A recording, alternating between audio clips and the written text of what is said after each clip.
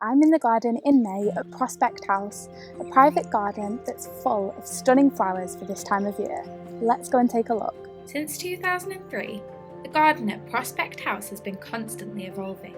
The almost 1 acre private garden is not only full to the brim with stunning plantings, but is also used by the owner of the house, Cathy Kitchingman, with her business partner Georgina to run flower and gardening workshops throughout the year. Cathy was kind enough to take me around the garden to show me the different borders and to highlight the best performing plants at Prospect House in May. I have lived here a long time, since 1999, but I recently became much more passionate about gardening. The house itself probably dates from 1810. It had later additions, so the original part of the house would have been about 1750s. So it's a Georgian house. It was re-landscaped in 2003 completely, and since then I've probably changed every border and have a real passion for plants as well. So each border has a theme really, each area of the garden, and it has different needs and requirements for the planting. So the border on the left-hand side here is what we refer to as the long border. This border is themed in terms of its colour: pale yellow, purple, blue and white. Lots of repetition along the border to draw the eye and provide a cohesive structure. Lots of just winter structure in the form of evergreens. As I mentioned, we've got lots of themed borders really, so in terms of their colour.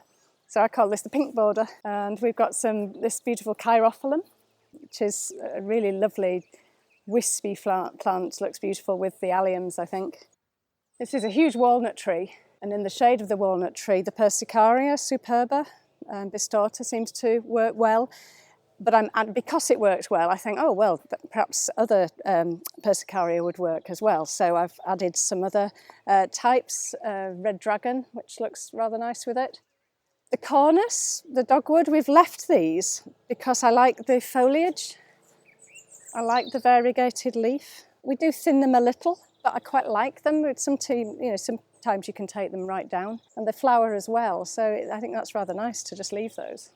Hesperis, I grow all these from seed. I grow lots of flowers from seed, so these are a beautiful sweet rocket. Hesperis, again, woven through the border. And here, as you can see down here, we've got the wisteria coming out. This is wisteria dragon, I believe, red dragon. It's a very old, established wisteria. It was, if you look at the size of the trunk, this was planted in 2003. In fact, one of the first things we planted, so you've got 1, 2, 3 of them. The border over here to my left is much more shaded because we've got these very old Scots pine trees and a huge beech tree. So we've had to adapt the planting and work out what actually survives here. This is a very difficult area to plant because it's completely shaded. So we've planted roses, which are really vigorous roses, Rosa rugosa, this beautiful white variety. It's one of the only roses I think that grows in such shade. Tiarella, these seem to self-seed all over the place, Euchorella, particularly this year. Ferns, got shaded ferns, and the sweet woodruff, that's as a ground cover. Looks quite nice though, I think, with the white of the rose. And here we've got Viburnum Kilimanjaro, beautiful, done really, really well with all the rain. The Weigela are doing well.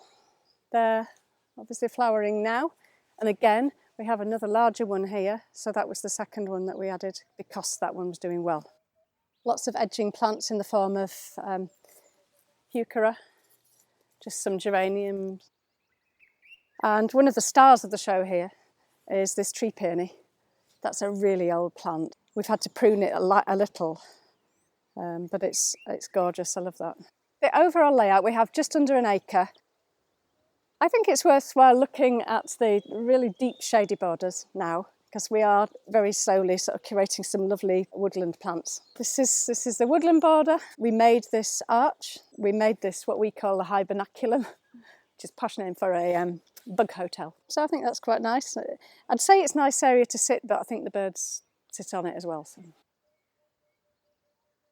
And again, as you go around, you edit in your mind and you think what's doing too well, what's not. So here I know that the euphorbia I will thin out. it's doing too well. It's just adds something else, some more interest. We also have a Physic Bed. So I grow lots of herbs which were traditionally used in for medicinal purposes.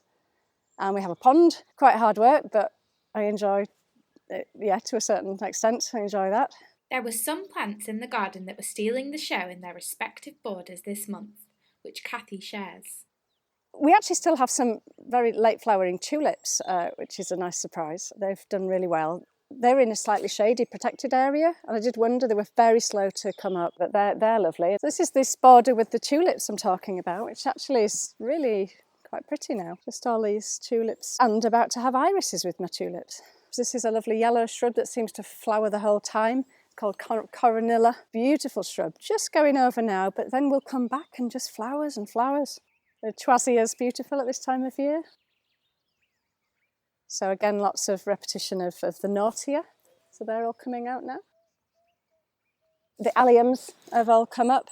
I use alliums sparingly, actually. I find that the foliage sometimes can be a little bit too much. In fact, I have been known to take the foliage off. But yeah, alliums are good at this time of year. Geums, we've got pale yellow geums all along this border here at the front. Lupins, I grow these from seed every year, so they come back and back. This is rather pretty. Veronica Ionian Skies, lovely soft planting. This is doing well. Beautiful pale yellow. Again, it's all in the theme. This is a Trolleus New Moon. And that's taken a number of years to get to that size. But I think as a gardener, you've always got a lot of patience. The Lictrum's doing well. Again, because it's doing well, I think, right, great, we'll repeat that. This is the hot border, so again, we're really editing this a lot now. As you can see, it's not as full as the other borders because we thought it was a little bit too bitty. So it's got the structure here. It's got this beautiful syringa. That's a really nice scented shrub. Gorgeous plant out in May. And this hawthorn tree, we're trying to make it more upright. It was a bit wonky, so we dug that in. I run a little business here. Now we've turned it into a business called A Bright Prospect, and we run garden workshops here. We have limited numbers of people, but we often start them in our potting shed, which again I developed in lockdown. So people come here to learn and have a hands-on approach to learning how to garden according to the seasons. We really enjoy that because it means they can touch things, feel things, see things. We can do a PowerPoint demonstration and then actually go out into the garden to put it into practice. So that's a lot of fun. This will be my second year of opening for the public, just doing it on one afternoon. And it's a nice community thing. I've got friends coming to help at the door, and I've got Dementia Forward to do all the refreshments. I put the gazebos up, and last year suddenly the wind took up at the end of the day and we had to all rescue the gazebos, but that's fine. I personally find the garden very, very peaceful, and it can be healing, I think, a garden. I wish more people came into gardening to find that solace. So I'd like to think peace and quiet and beauty, which all of these things appeal to me. That's probably why I do it, really. I have a passion for the plants and the quiet offered in a garden. If you are interested in finding out more about the workshops at Prospect House or fancy visiting for yourself, head over to the link in the description for more details. If you enjoyed this garden tour, why not give this video a like and subscribe to Horticulture Magazine to see more from us. Thanks for watching!